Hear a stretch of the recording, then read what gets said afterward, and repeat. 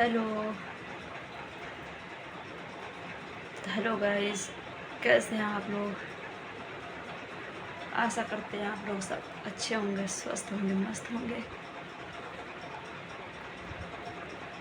हम लोग भी अच्छे हैं।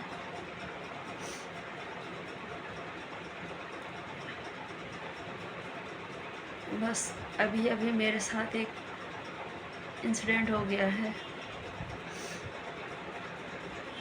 मैं अपने बेटे को लेकर आ रही थी स्कूल से, तो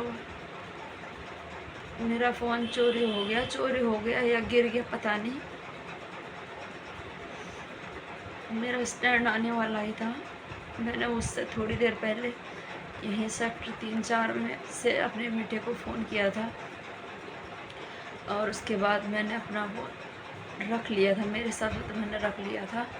अब उसकी चैन खुली रह गई, या मैंने ऐसे जल्दबाजी में रखा क्योंकि मुझे उठना था आगे स्टैंड के लिए, और आरुष भी था मेरी गोद में, तो वो सो रखा था, तो उसको भी उठाना ज़रूरी होता है।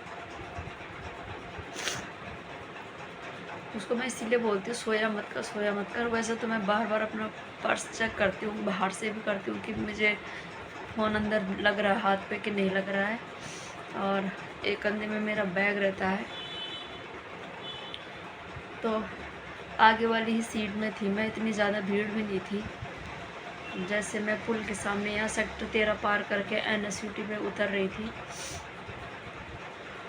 तो मतलब मेरे से पहले भी लोग उतर रहे थे, तो मैं पीछे से आ ही रही थी। तो शायद ड्राइवर ने सोचा कि इनको उतरना है, तो वो भी मतलब रुका हुआ था। तो फिर मैंने कहा भैया नहीं, आगे वाले स्टैंड पर उतरना मेरे को। और इसके बाद हम लोग उतर गए आगे वाले स्टैंड पे, शनि मंदिर वाले स्टैंड पे। वहाँ से जब मैं अंदर आई, तो मैं पालम रोड पार करने के बाद 5 मिनट मुझे वो वाली रोड पार करने में लगते हैं। 5 मिनट में आगे आ चुकी थी। तो मैंने वहाँ पे अपने छोटे बेटे के लिए आइसक्रीम ली। तो जब मैं उसको पैसे दे रही थी, तो मैं सबसे पहले फ़ोन चेक किया। मैंने तो देखा तो उसमें मेरा फ़ोन ही नहीं था।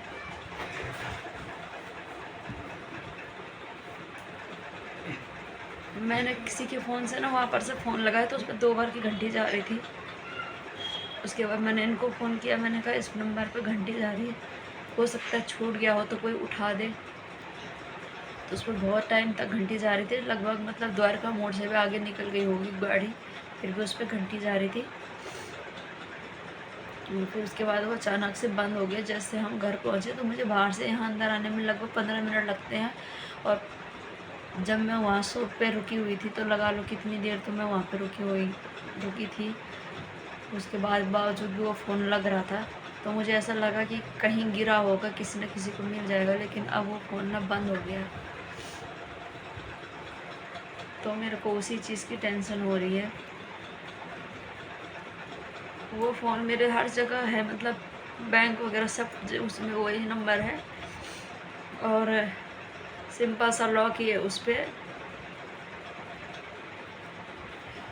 टेंशन इस बात की रहती है कि फ़ोन में हमारी मतलब फ़ोटोज़ रहती है, वीडियोज़ रहती है।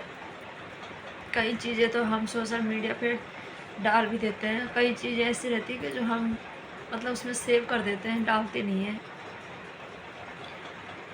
तो उसकी मुझे मतलब यही टेंशन रहती है कि उसमें से जो अगर फ़ोटो वगैरह या कोई भी चीज़ हो, उसका कोई मिसयूज़ ना करे, इस बात का वो है। वैसे मुझे कोई तो बोल रहा था कि ऐसा कुछ नहीं करता, कोई भी जब फ़ोन चोरी करता है तो उसको रीसेट मार देता है। चलो रीसेट भी मारते हैं, लेकिन होता है ना अपनी उसमें 2020 का फ़ोन है वो, और तब से 2020 से वहाँ पर बहुत सारी फ़ोटोज़ मेमोरी ये पड़ी हुई है उसमें। कितनी मेमोरी होगी हमारी। इसीलिए हम कुछ चीज़ें ना फेसबुक में डाल देते हैं कि अपनी मेमोरी या कोई फ़ोटो वगैरह हमें उसमें दिख जाए, वरना फ़ोन ऐसे चोरी हो जाते हैं ना, तो फिर सब कुछ ख़त्म ही हो जाता है।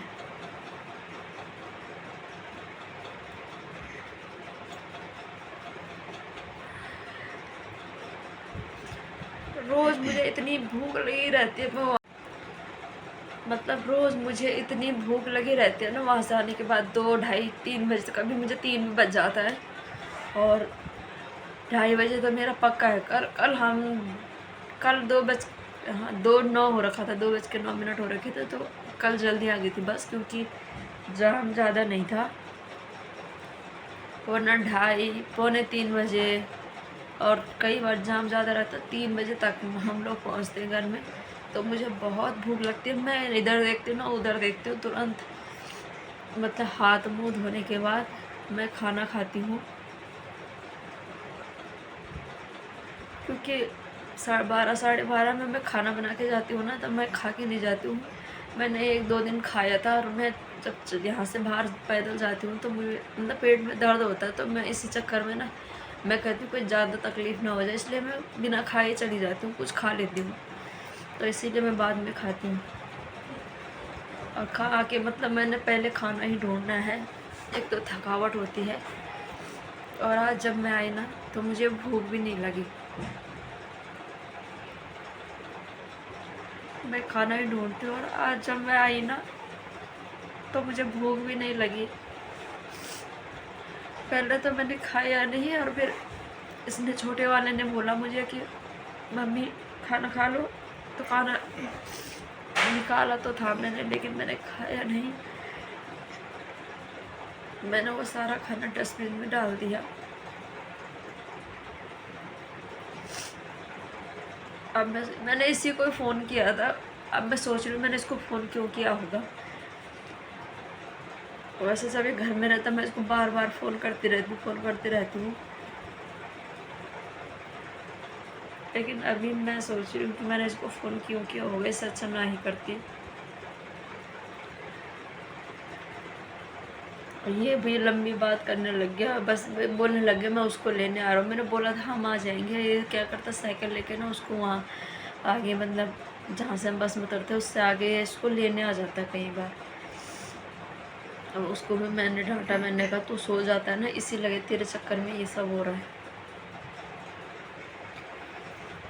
इसको भी क्या ही बोलूँ अब, जिस चीज़ का जाना होता है वो चली जाती है। लेकिन अभी भी मैं बोल रही हूँ कि काश कोई ऐसा इंसान हो, अगर वो चोरी नहीं हुआ है तो कोई ऐसा इंसान हो जो उसको दे दे, क्योंकि चोरी करने वाला इतनी जल्दी फ़ोन को स्विच ऑफ कर देता, जितनी जल्दी उसने निकाला है वो फ़ोन इतनी जल्दी मतलब वहाँ पे मेरे सामने कोई बुज़ुर्ग ही बैठा हुआ था, उसके बाद कोई पंडित बैठ गए थे वहाँ पे। तो मैं सोच रही हूँ कि हो सकता है उन लोगों ने ना देखा हो, फ़ोन वहीं गिर गया हो, इसलिए वो फ़ोन बज रहा है और किसी ने उसे उठाया नहीं है।